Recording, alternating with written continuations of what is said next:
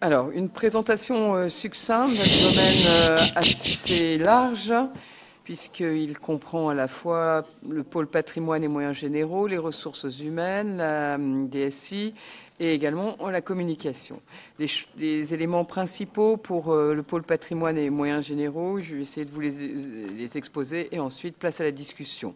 En 2019, le budget de fonctionnement courant de l'administration du siège régional et du Césaire s'inscrit dans la tendance initiée en 2016, avec une baisse complémentaire de plus de 5%.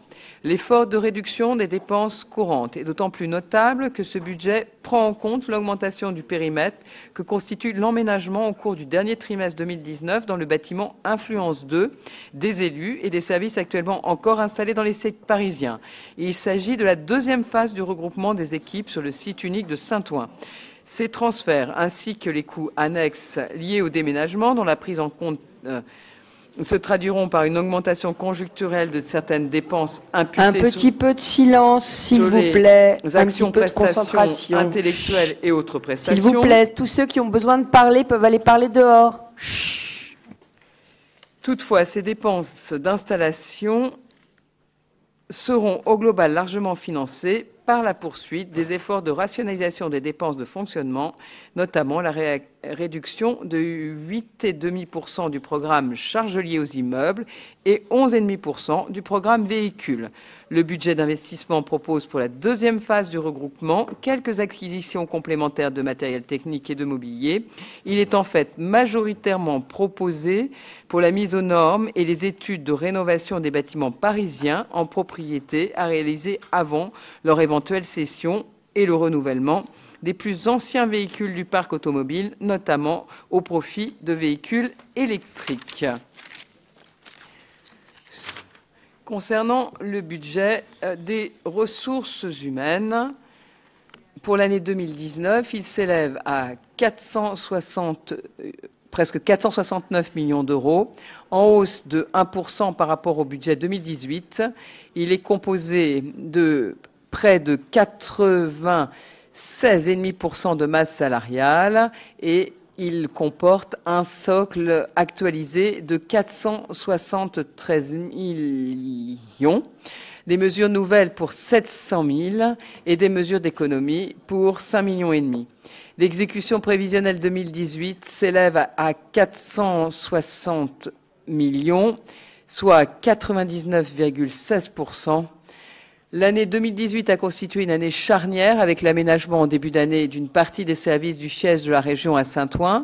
Au-delà de ce changement géographique, ce mouvement s'accompagne d'une transformation profonde des modes de travail de la collectivité autour de valeurs fortes de l'autonomie, de la confiance et de la responsabilité. Le télétravail a été entièrement déployé, le travail en mode collaboratif fortement encouragé et facilité par les nouveaux outils et l'agencement des lieux. Enfin, le régime indemnitaire tenant compte des fonctions, des suggestions, de l'expertise et de l'engagement professionnel, RIFSEP, a été déployé à l'ensemble des agents du siège. En 2019, la région poursuivra l'ensemble des travaux menés en 2018. Tous les agents du siège seront réunis à Saint-Ouen à l'horizon du dernier trimestre 2019 avec la livraison du second bâtiment comportant l'hémicycle conformément à l'engagement de l'exécutif. Les dispositifs d'accompagnement des agents mis en place lors de la première vague d'emménagement seront bien sûr reconduits en 2019. Le renforcement de la formation des agents s'est poursuivi en 2018. Pour rappel, plus de 40% de jours de formation dispensés à l'ensemble des agents entre 2015 et 2017. Ce renforcement se poursuivra en 2019 avec le maintien du budget consacré à ces actions et un travail continu avec le CNFPT. La politique en matière de ressources humaines menée dans les lycées s'inscrit dans un contexte de départ en retraite d'un niveau élevé. Afin de répondre à cette situation, de nombreuses actions de communication et de sourcing sont réalisées afin de mieux faire connaître la région en tant qu'employeur, mais également d'inspirer de jeunes franciliens formés ou informés vers les métiers de l'entretien, de la restauration et de la maintenance. Parallèlement, il s'agit en lien très étroit avec les équipes de direction des EPLE et dans le cadre de la confiance retrouvée, de mettre de bonnes forces au bon endroit pour garantir un niveau de service satisfaisant et équitable à l'échelle du territoire. Pour ce faire, une démarche de diagnostic d'objectivation des moyens en matière de ressources humaines en lycée se poursuivra en 2019. Environ 180 établissements supplémentaires. Enfin, la région, après avoir repris à son compte en 2017 l'attribution des équipements de protection individuelle, poursuit ses efforts d'amélioration des conditions de travail des agents avec la livraison des chariots de nettoyage de nouvelle génération entamée fin 2018. D'ici 2020, l'ensemble des agents d'entretien des lycées sera doté d'un matériel ergonomique induisant une méthode de nettoyage efficace et respectueuse de l'environnement. Toutes ces mesures visent notamment aussi à réduire l'absentéisme en augmentant la qualité de vie au travail des agents concernés. L'absentéisme de courte durée a déjà diminué de 1,5% entre 2016 et 2017. Voilà, à grands traits, une partie du budget que j'ai à vous présenter.